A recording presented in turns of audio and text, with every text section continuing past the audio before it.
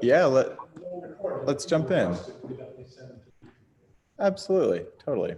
Let's do it. All right. Teach me some stuff. Okay, here we go. So just a little bit about me to start with, so that you know where I'm coming from and how many grains of salt to take with this and where to put them. Uh, there you go. So I started out in the classical world as a violinist violist and played that since I was 3. And I started getting into musical theater in high school. And that's about when I started to write songs as well. Singing leads to songwriting. And I ended up studying musical theater in college and getting a music degree. But all that time, I was also composing and writing songs, not really thinking that they would go anywhere or I would do anything with them. After college, I decided that I didn't really want to do the musical theater thing anymore. And so I said, I'm going to be a composer full out. And my first project with that was some work for the Omaha Conservatory and Omaha Symphony, doing the String Sprouts curriculum. And about 5 years later, that curriculum was finished and I was ready to move on to something else. So I thought, oh, what am I going to do now? And I'd been working on my production skills and recording and mixing and that kind of thing. So I thought, well, why don't I pull out some of these songs that I've been working on, uh, since high school, and see what happens when I try to record them now. And it started feeling pretty good. So I released an album in 2018 entitled Water Bearer. And that kind of has since then opened up some doors of collaborations with other artists, producing for them, co-writing songs, and just really brought me into that world in an exciting way. And that's a lot of what I do now, is producing for other artists as well as writing my own songs. So yeah, that's me. That's where I'm at right now. So genre wise, I like to work with folk and alternative, and with some rock and pop mixed in there as well. So on to the main topic of discussion for today, which is how to write like you and finding your voice. So I was doing a lot of thinking about and meditating on the concept of like the artistic voice to try to prepare for this workshop. And I was considering that there's kind of a misconception that I've heard a lot about your voice as something that's kind of inborn to you, that just exists. And I want to push back or expand upon that using this metaphor of it being a voice. So when you're born, you do have a physical voice and you have all these states that are happening. Ooh. We will admit Kim Whiteside. And so you have these internal states that you're trying to express, and you're basically just like screaming or babbling or you're making noises that reflect what you're feeling. But it doesn't really become a voice until you're speaking back to people. As that kind of develops, the voice develops based on what you're taking in from the adults and the people around you who is talking to you. You don't grow up in an English-speaking family and then start talking to them in Japanese because this is my voice, this is who I am. You absorb what's around you, and your internal states get filtered through that. So I think the same thing applies to music and really probably any art creation. Your authentic expression is still based on what you've experienced, and you communicate that in those modes. So that might sound like I'm saying that there's nothing original, like you can't create anything original, but and to some extent, music is iterative. You are probably not going to invent a new chord. You aren't going to invent a new note or a new rhythm, but your combination of those things can be extremely original. Even if you try to directly imitate something else, which is something that I've done a lot, and we'll talk about that later. Even if you try to directly imitate something else, there are 3 filters that it goes through before it gets to your listener, before it soaks into your listener. The first filter is, so say that I'm trying to write a Sufjan Stevens song. I'm trying to just be him for a minute or for a song's length. The first filter that it goes through is what I take in of his song or his music. I might be taking in the instrumentation. I might be taking in the chord progression or the way that the melody is. And I might forget to take in the rhythm. I might ignore the orchestration. I might not have the electronic sounds that he may have. So there's the filter of my perception. Then there's the filter of what happens when you are in the process of making the song. Because the other things that you've heard, the other sounds that you know, are going to blend in there and create this alchemy. You might be strumming away and then you make a mistake, but the mistake is really cool, actually. And you say, well, what happens if I go a little further with that? And then it takes a different direction entirely. In the production aspect, you may say, well, what happens if I bring in horn section? And then it becomes different.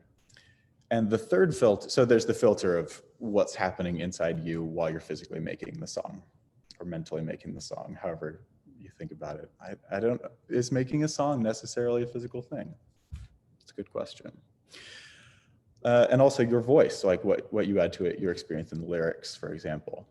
Then there's the filter of what the audience hears or the listener, because they are bringing their own experiences, their own voice and perceptions to the table.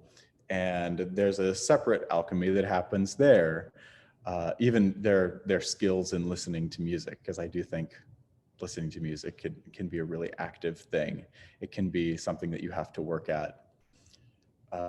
So they may not, they may not perceive certain aspects of it. So you may say, all right, I wrote this Sufjan Stevens song. And then when it's coming out through your voice, your experience, and hitting somebody else's experience, they're going to go, wow, that really reminded me of Elvis.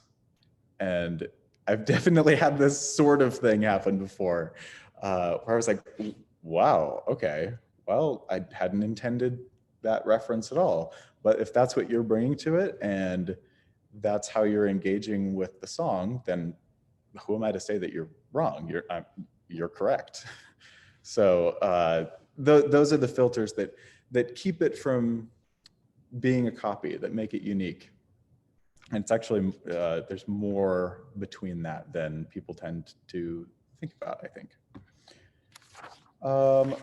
So anyway, step one in getting some part of that sort of consistent, I think, so that you aren't going, ooh, I want this and I want that and I want this and I want that, is to create your artist pantheon.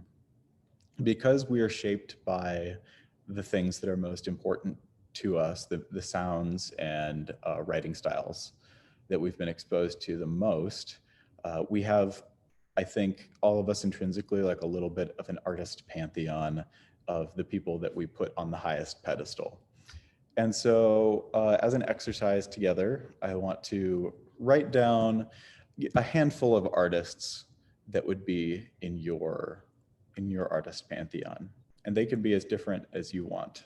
So let's take a minute to do that together. Should we just submit it to the chat? Yeah, we can submit it to the chat, or I think I may also unmute you and we can have a talk if you'd like.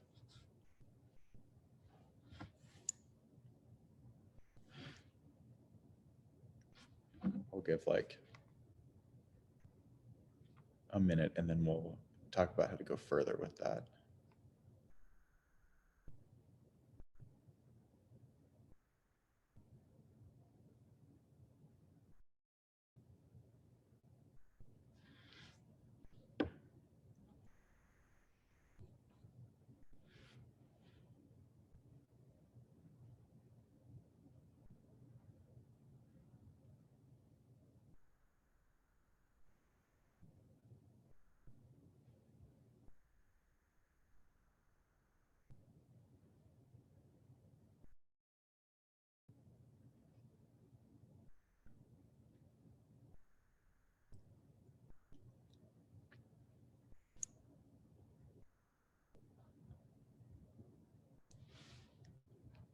Love this. Oh, that's such a good list. Of course, of course. It's just a few.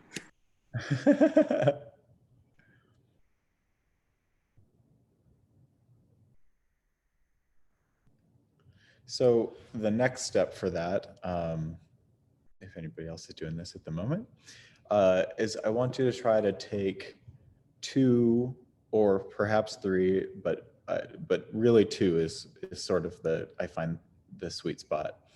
And the 2 that most embody what you'd like to create and put out into the world, and preferably ones that are not too similar to each other.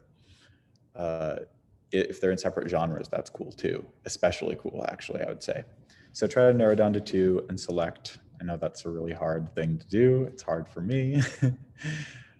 And once you have those 2, start doing kind of free association of adjectives and phrases and musical or lyrical elements that are there that are what speak to you.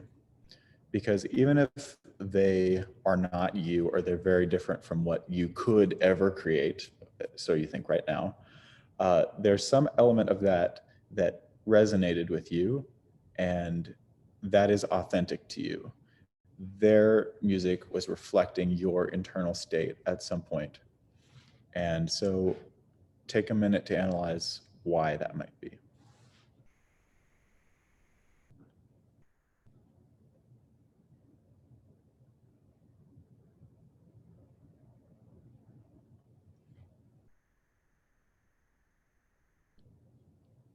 Oh, I really like this list too. Thank you, Kim.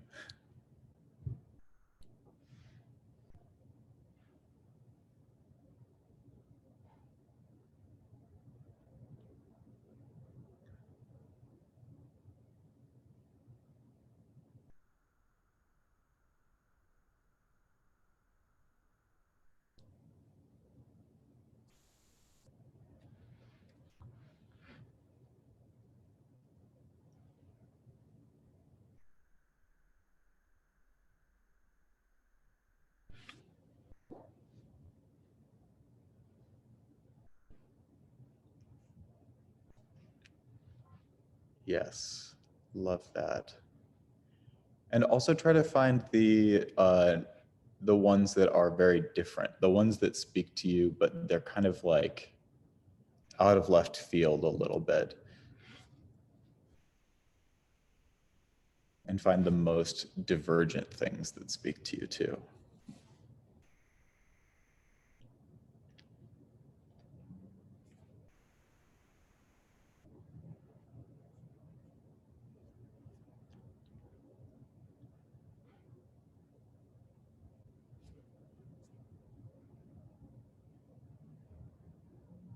Mm-hmm.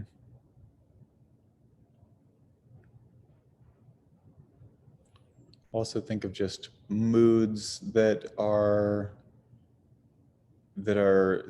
they make you feel,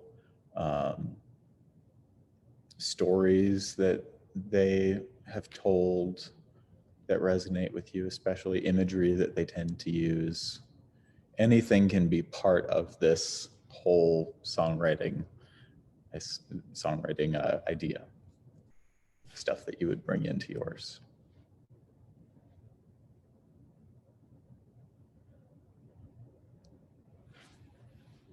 I'll give just a little more time. Mm-hmm. That's super true. Nice. Oh, I love Tom Waits. Bone Machine is just, it's on fire. The new Fiona Apple album this year reminded me so much of Bone Machine in the recording aesthetic and just how raw and sort of brutal it is. Like, it's very different. Like, hers seems more, ooh, let's see what we got here. Dig deep, it's your soul. Yeah. Articulate emotions precisely. Music is life, not their entire life. Ooh.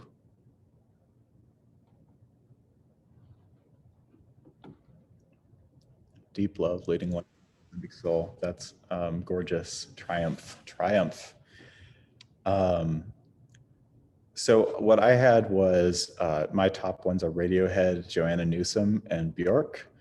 I stick to Radiohead and Joanna Newsom largely because I feel like Bjork has a lot that I love, but I can't access very well personally. I can't execute the way that she does. But what I have that I love about them is I love Radiohead's exploration, the way that they'll take, the way that their music can change very quickly, and explores these harmonic and textural sonic places that I find really interesting. And Joanna Newsom, I am obsessed with her poetry and the density of the lyrics and how she's able to draw these connections between songs. I love the scope with which she writes and the detail that she brings into the storytelling and the emotional honesty of it. Like, she does all this kind of cryptic stuff, but underneath it all, there are real things being felt, and you feel them along with her on its own terms. It's just very interesting. So the next step that we have when we have, yes, oh my gosh, I love the idea of density in lyrics too, rhyme and imagery, and yes. Identifying your values is the second step. And I put that after your artist pantheon because I think that this kind of cloud of ideas and descriptors is really helpful in identifying what your musical values are. And this is something that I kind of learned, or I think I learned from Jack Conte, who is the founder of Patreon and also the musical group Pomplamoose, if you've heard them. I love their covers, so interesting. And your values may take some time to hammer out, especially if you're early in your songwriting practice, but the Artist Pantheon kind of guides you along the way. What they have in common with each other is really important because that tends to show, oh yeah, I like artists that do exactly this. But what sets them apart can also create some clues. Like I really love Radiohead's experimentation, with sound, which is not something Joanna Newsom does as much. And they do more complex harmonic stuff where she does really complex rhythmic stuff and playing. The virtuosity of the playing is not something that I'm super obsessed with, but the exploration is. Anyway, so some examples of values that you might have. You might put a lot of value on really sparkly high pop production or fun or melodic appeal, easily singable stuff. Or it might be kind of a homemade aesthetic that you're drawn to, where you can hear the errors and the recording is kind of low fidelity maybe. And maybe just like slaying on guitar is your thing. Guitar solos are amazing, and that's what you want to be known for. If you value that, that's what you should have in your music. So let's take a minute to kind of narrow down to maybe 2 to 4 values, like the things that you prize most in your musical output or in others' musical output.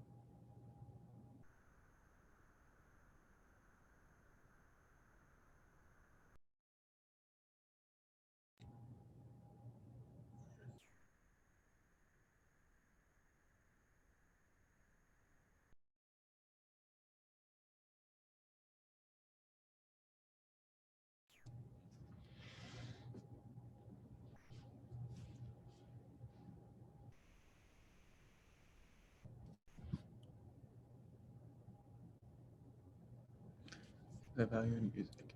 Melodic appeal, harmonic complexity, providing a foundation for melodic motion. Love that, totally agree. Lush instrumentation and sparse acoustic arrangements at different points, and poetic lyrics. Yes. Originality, experimentation, meaningful lyrics. Also, hi Diana, Diana. Emotion and Alcimanche, which is Bjork for, you know, all of the above.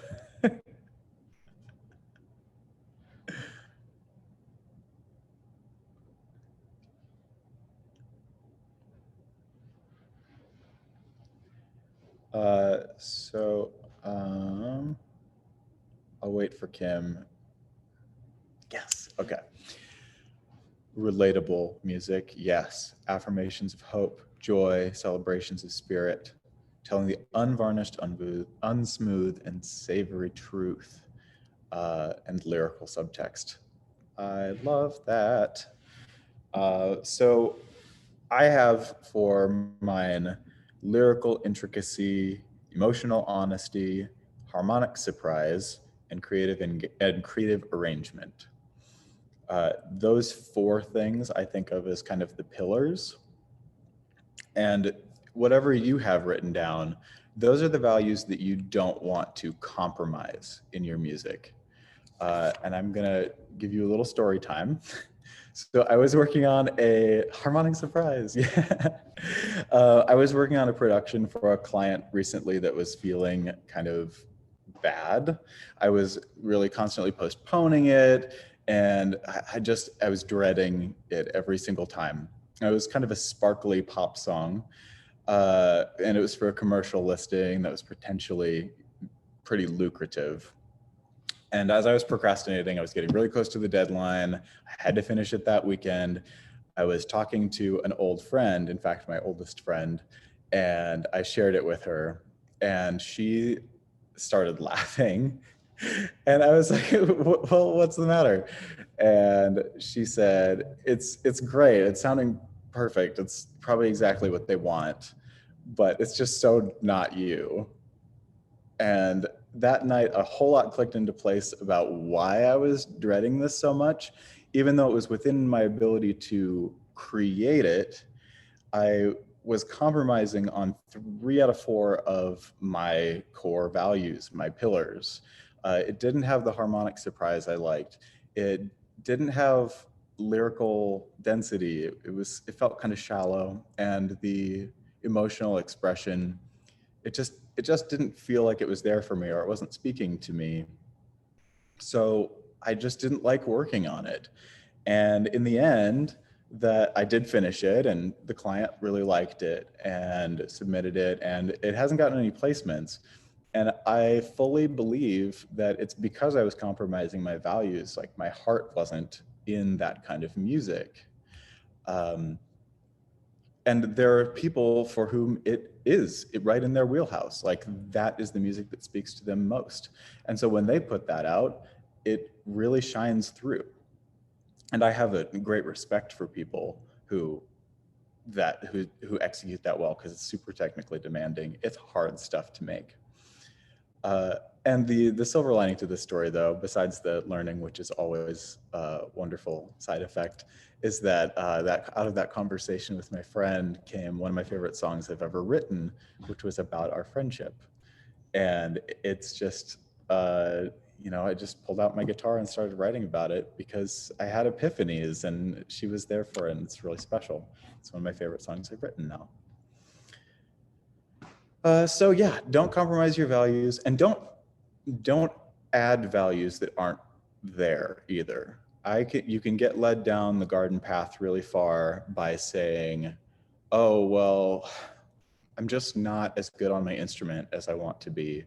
Or that person's so good at manipulating sound in their productions, and I want to be just like that. Or, oh, they know how to make a beat that just drives. And if you're adding those values onto yourself, which is not to say that you shouldn't explore those things, but if you're pressuring yourself to go somewhere that isn't really in line with your values, then what's the point, you know? These things can keep you on track. Step 3 is to become someone you admire. So on any given day, you may have a little bit of time. I have maybe an hour of unspoken for time to practice something, but how do you choose what to practice? I kind of think of it as like a video game or as a like tabletop RPG where you have your skill points and you get to choose where to invest them. And I would urge you to invest in those things that are core values so those become really fantastic. Those are what you want to be known for because those are what has resonated with you. So if your value is honesty of emotion, have experiences, expose yourself to poetry, see how other people are expressing themselves and find what hits you and see like, how can I embody that? If I may not spend my time practicing to try to get really good at flashy improvised guitar solos. But since I love harmonic surprise, I might go to the piano and get used to feeling my fingers in different chord shapes, to finding 7th chords or 9th chords faster, and just getting more comfortable in those because that's the stuff that's going to make me excited to play and to write. So keep your free practice time on track as well. And again, don't let that keep you from experimenting with other ideas. I feel like I've gained a lot from trying to create beats that slap or whatever. You know, I feel like I've learned a lot from trying to do those things and I can bring them back into my world in subtle ways. But it's about not holding yourself to extremely high standards when it comes to things that you aren't obsessed with. Step 4, and this is really resonant right now because some of my people are here, but step 4 is find your people. If there is music or art that you really love, chances are there are other people that love it as well. I used to get really discouraged because my taste in music can be pretty unusual. I got into Bjork all on my own in high school, and everybody that I showed her to was just not about it or actively antagonistic of it. And so it ended up being this thing that I just kind of did on my own and loved and reveled in and absorbed so much of. And that kind of feeling of isolation trickled into my music as well because I was writing things and I thought, well, since people don't seem to experience music in the same way that I do, it's really not worth putting out there because I'm just too weird or whatever. Whatever your like hangups might be, you might relate to this. But in 2016 or 2015, I found a group online of tons of Bjork fans, and we could constantly reference it to each other and make jokes and have deep discussions about her albums and her music. And I suddenly realized like, oh my gosh, there are people like me out there. So finding your community, whether you love like 80s and 90s hip hop or country or folk from the 70s, like some of us here, find the people who also love that and communicate with them, collaborate with them, lift each other up, support them, and you're gonna feel inspired and motivated along with them. That kind of connection and sense of community is what I think that music is really good at doing and creating. Deanna is one of the people that I've met and collaborated with from that specific Bjork group.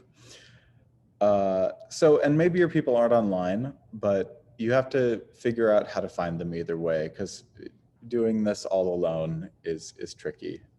And when those people start to hear your music and respond to it and love it, that's when you're going to feel just the most fulfilled ever in your life. I've gotten paid for projects and, you know, you think that's going to be really rewarding. And sometimes it is not. What has been rewarding is having somebody message me who I did not know saying, I've been listening to your album all week long, and it's completely reflected what I'm going through right now and the heartbreak and loneliness that I'm feeling. And it's really helped me. So thank you.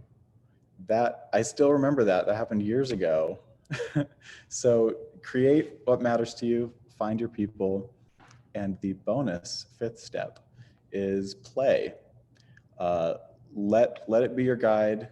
Go as far as you want with it, and yeah, just like have fun. That's the bonus fifth step because it's not very substantive. So now I want to open the floor for any kind of discussion or questions that you might have for me, or just like comments of like pieces of your journey that this has made you think of. If you have anything, kind of raise your hand, or there's a raise your hand feature in here. I can unmute you if you would like to speak out loud.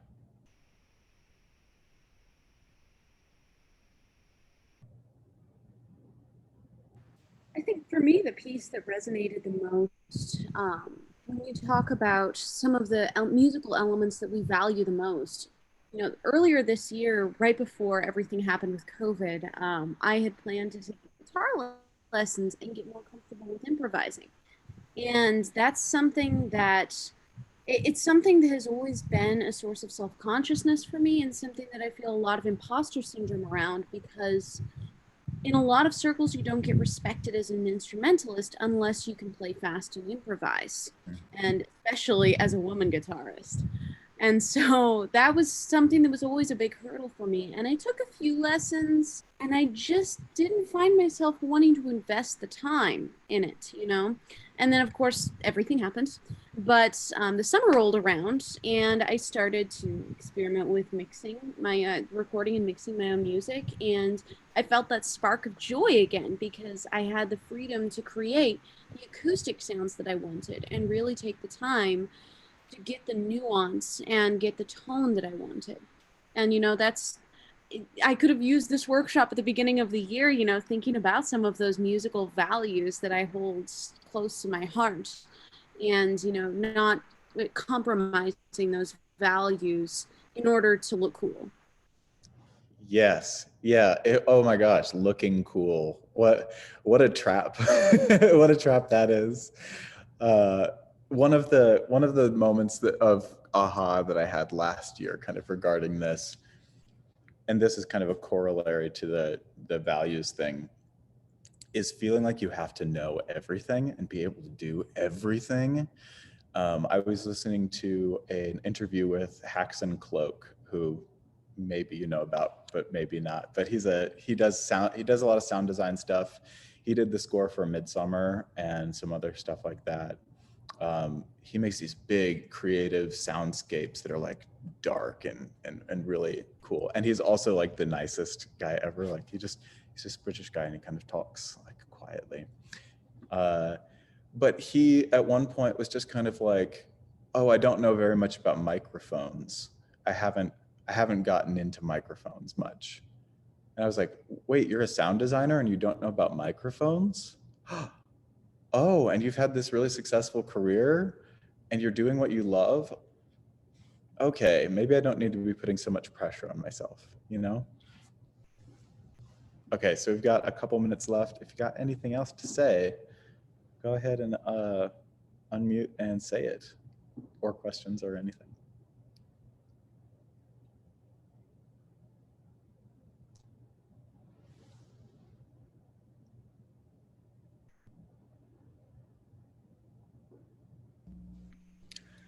I just want to say thank you.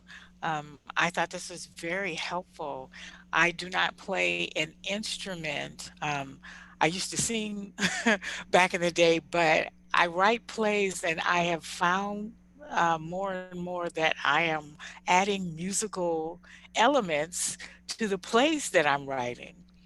So when you talked about values, it just drove home the point that I probably need to infuse the plays that I am writing with more of my values. And then when I do that, whatever music would be added to the play can then also reflect the values.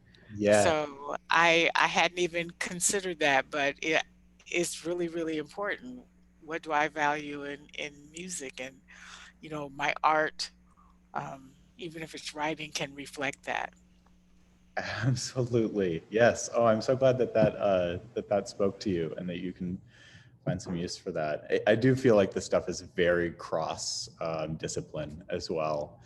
It's sort of applicable to any art, which is why I wanted to talk about this specifically, because I felt like any kind of specific songwriting notes might just be too narrow to my experience to be applicable for anybody who might want to join in on the talk. So awesome. Well, I think we've got to wrap up, but this has been really lovely. Thank you for being playing along and being a wonderful audience. If you want to find me on Instagram, I'm Dryden Thomas Music. Uh, and yeah, keep making wonderful art and being authentic to yourself. That's what it's all about. Okay. Thank you.